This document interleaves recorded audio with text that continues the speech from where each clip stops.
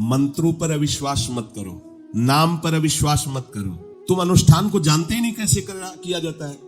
एक कामना की पूर्ति, तुम विश्व की कामना की पूर्ति कर सकते हो, विश्व की कामना की पूर्ति। बोले आप क्यों नहीं कर लेते? क्योंकि हम विश्वात्मा की कामना किए हुए हैं, हम विश्व की नहीं।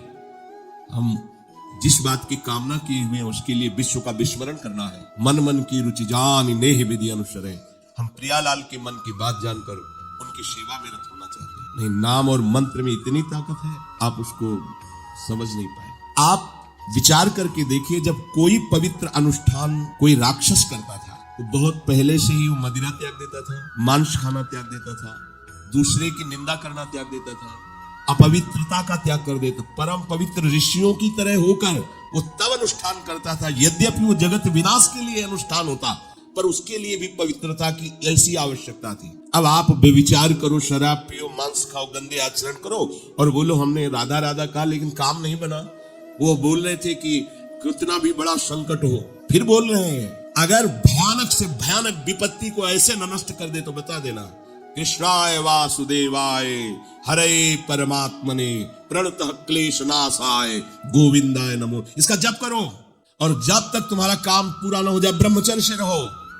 झूठ मत बोलना, मदिरा मत पीना, मांस मत खाना, और ना काम हो जाए तो मैं बताना कि भारी से भारी विपत्ति का नाश करके भगवान श्री कृष्ण का आश्रय उसे ऊंचे उठा देगा, इस जगत की धरा से उठा देगा। विश्वास है? आप मदिरा पियो, मांस खाओ, बेविचार करो, सोचो 1,00,000 2,00,000 महात्मा को दे देंगे, हमारी कामना पूर्ति हो जाएगी। बिल्कुल भूल में मत रहना। आपको संशय होता है नाम पे, संशय होता है मंत्रों पे, संशय होता है शास्त्र के विधान पर। आप चलते हो शास्त्र विधान से? कहां चलते हो? अरे हम जब कह रहे कोई राक्षस भी अनुष्ठान करता था तो वो इन नियमों का पालन करता था।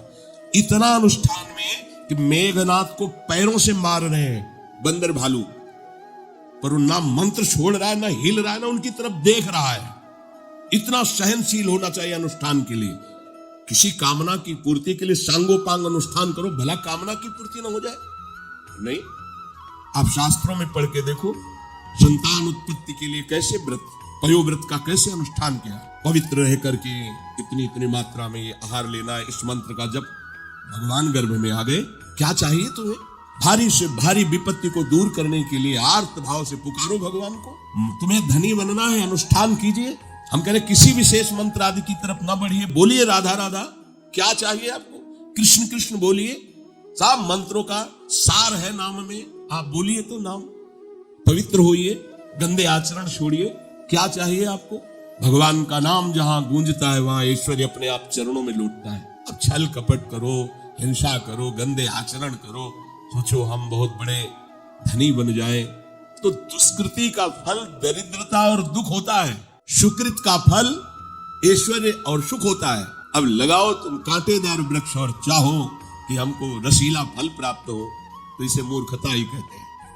फिर दोष देता है काल, कर्म, ईश्वर को, शास्त्रों को, मंत्रों। अरे कुछ नहीं, नाम मंत्र में जरा सी भी अनुष्ठान में त्रुटि हो जाए तो उसका फल बदल जाता है। आप कहां अनुष्ठान कर रहे हैं? कौन सा अनुष्ठान कर रहे हैं?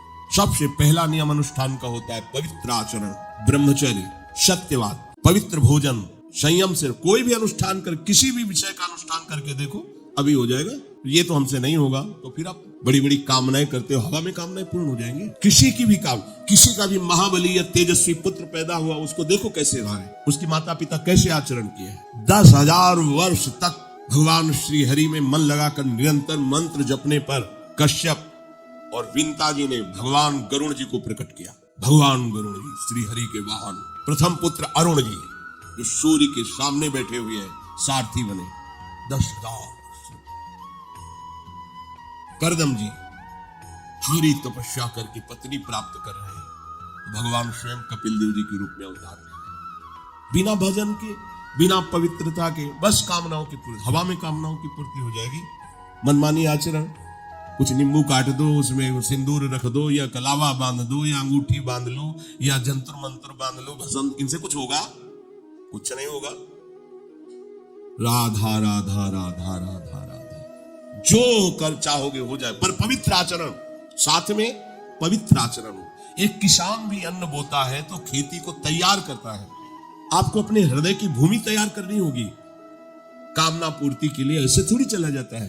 देखो ना, ऐसे एक चपत लगा दी सुरुचि ने, क्योंकि उसकी रुचि के खिलाफ हुआ। वो पिता की गोद में बैठना चाहते थे। छत्री बालक माता के पास गए।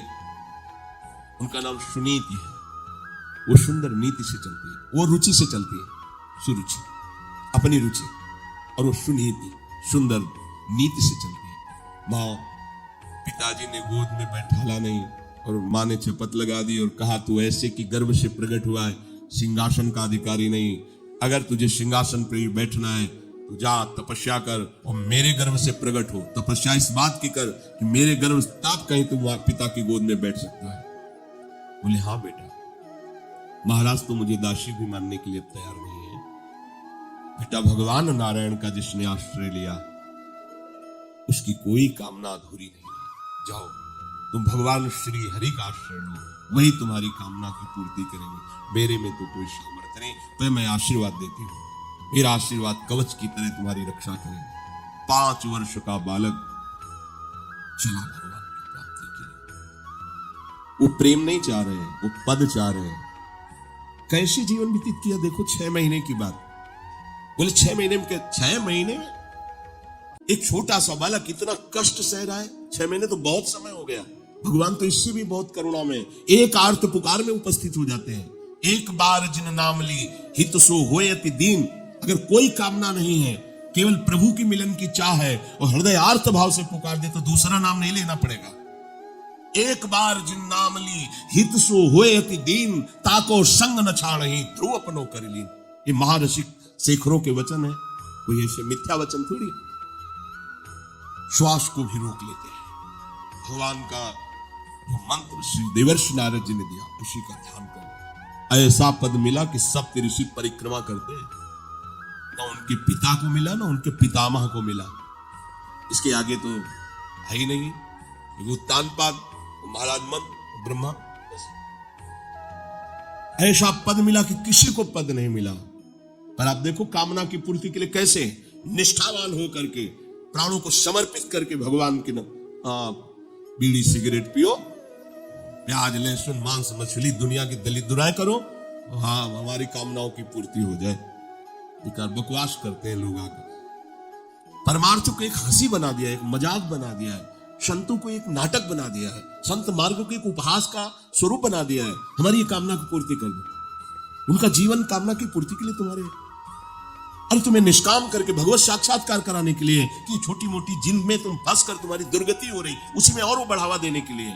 पर संसार तो अपनी बात मानता है, उस ना शास्त्र की बात मानता है ना संतों की।